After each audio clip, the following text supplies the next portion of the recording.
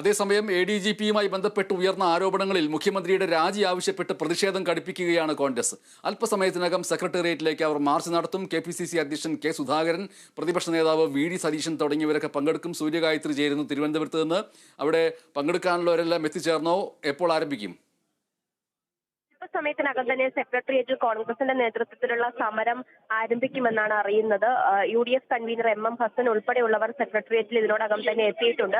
Youth കോൺഗ്രസിന്റെ നേതൃത്വത്തിൽ ഇന്നലെ സെക്രട്ടേറിയറ്റിലേക്ക് നടന്ന സമരത്തിൽ വലിയ രീതിയിലൊരു സംഘർഷം ഉണ്ടാവുന്ന സാഹചര്യം ഉണ്ടായിരുന്നു. പോലീസ് പ്രവർത്തകരെ അടിച്ചമർത്തി എന്നാരോപിച്ച് വലിയ രീതിയിലുള്ള വിമർശനങ്ങൾ കോൺഗ്രസ് നേതാക്കളുടെ ഭാഗത്തു നിന്നുണ്ടായിരുന്നു. പ്രതിപക്ഷ നേതാവ്, അതുപോലെ തന്നെ KPCC അധ്യക്ഷൻ K. സുധാകരൻ അടക്കമുള്ളവർ വലിയ രീതിയിലുള്ള വിമർശനം ഉന്നയിച്ച് രംഗത്ത് വന്നിട്ടുണ്ടായിരുന്നു. സർക്കാർ പ്രതിഷേധക്കാരെ, സമരക്കാരെ അടിച്ചമർത്താനുള്ള ശ്രമമാണ് നടത്തുന്നതെന്ന് ആരോപിച്ച് രംഗത്ത് വന്നിട്ടുണ്ടായിരുന്നു. യൂത്ത് കോൺഗ്രസ് വൈസ് പ്രസിഡന്റ് അബിൻ വർക്കിക്ക് അടക്കം പോലീസിന്റെ ക്രൂരമർദ്ദനം ഏൽക്കേണ്ടതായിട്ട് വന്നു. പ്രവർത്തകർ ആശുപത്രിയിലേക്ക് മാറ്റി. അതുപോലെ തന്നെ യൂത്ത് കോൺഗ്രസ് അധ്യക്ഷൻ രാഹുൽ മാങ്കൂട്ടത്തിൽ, അബിൻ വർക്കി തുടങ്ങിയവർക്കെതിരെ പോലീസ് കേസ് രജിസ്റ്റർ ചെയ്തിരിക്കുന്ന സാഹചര്യമാണുള്ളത്. ആ പശ്ചാത്തലത്തിലാണ് കോൺഗ്രസ് ഈ സമരം ഏറ്റെടുത്തുകൊണ്ട് ഇപ്പോൾ രംഗത്തേക്ക് വരുന്നത്. മുഖ്യമന്ത്രി രാജിവെക്കണമെന്ന മുദ്രാവാക്യം ഉയർത്തി അത്തരത്തിലൊരു ആവശ്യം ഉയർത്തിക്കൊണ്ട് തന്നെയാണ് കോൺഗ്രസിന്റെ നേതൃത്വത്തിൽ സെക്രട്ടേറിയറ്റിലേക്ക് ഇപ്പോൾ ഒരു സമരം നടക്കുന്നത്. അല്പസമയത്തിനകം തന്നെ സമരം നടക്കുമെന്നതാണ് അറിയാൻ സാധിക്കുന്നത്. എന്തായാലും സെക്രട്ടേറിയറ്റിൽ പോലീസിന്റെ ഒരു വലിയ സന്നാഹം തന്നെ ഒരുക്കിയിട്ടുണ്ട്. ഇന്നലെ യൂത്ത് കോൺഗ്രസിന്റെ നേതൃത്വത്തിൽ നടന്ന സമരം അത് വലിയ രീതിയിലുള്ള സംഘർഷത്തിലേക്ക് കലാശിക്കുന്ന സാഹചര്യം ഉണ്ടായിരുന്നു. പോലീസും പ്രവർത്തകരും തമ്മിൽ വലിയ രീതിയിലൊരു സംഘർഷം ഉണ്ടാകുന്ന സാഹചര്യത്തിലേക്ക് സമരം കടന്നിട്ടുണ്ടായിരുന്നു. അതുകൊണ്ട് തന്നെ പോലീസിന്റെ വലിയൊരു സന്നാഹം തന്നെ സെക്രട്ടേറിയറ്റിന് ചുറ്റും പുറത്ത് ഒരുക്കിയിട്ടുണ്ട്.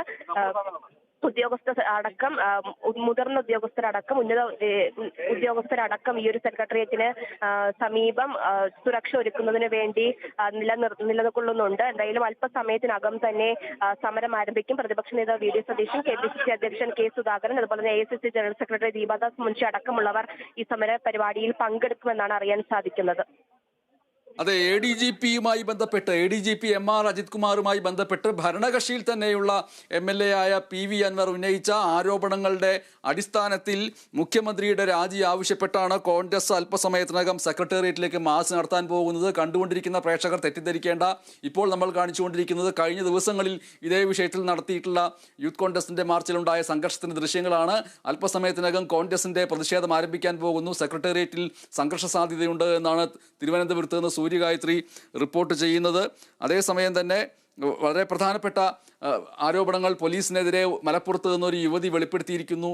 3 പോലീസ് ഉദ്യോഗസ്ഥർ തന്നെ ബലാത്സംഗം ചെയ്ത പോലീസുകാർ മറ്റ് പോലീസുകാർക്ക് തന്നെ റെഫർ ചെയ്തു എന്നൊക്കെയുള്ള രീതിയിലുള്ള ആരോപണങ്ങൾ വരുമ്പോൾ സ്വാഭാവികമായിട്ട് ആ വിഷയം മുൻനിർത്തിക്കൊണ്ടുകൂടി കോൺഗ്രസിൻ്റെ ഭാഗത്ത് നിന്ന് ഇന്ന് തന്നെയോ അടുത്ത ദിവസങ്ങളിലോ വലിയ രീതിയിലുള്ള പ്രക്ഷോഭങ്ങൾക്ക് കൂടി സാധ്യതയുണ്ട്. കാരണം നിയമം നടപ്പാക്കേണ്ടവർ തന്നെ നിയമവിരുദ്ധ പ്രവർത്തനങ്ങൾ ചെയ്യുന്നു. സ്ത്രീകളെ രക്ഷിക്കാൻ വേണ്ടി കാക്കിയിട്ടവർ തന്നെ സ്ത്രീകളുടെ വസ്ത്രം അഴിക്കുന്ന രീതിയിലേക്ക് കാര്യങ്ങൾ പോകുന്നു എന്നൊക്കെ ആരോപിച്ചുകൊണ്ട് കോൺഗ്രസ്സുകാർക്ക് പ്രതിഷേധിക്കാനുള്ള ധാരാളം അവസരങ്ങൾ ലഭിക്കുകയാണ് ഇപ്പോൾ ചെയ്യുന്നത്. അതേസമയം പ്രതിപക്ഷ സമരത്തെ വിമർശിക്കുകയാണ് തദ്ദേശ സ്വയംഭരണ വകുപ്പ് മന്ത്രിയായ MB രാജേഷ്.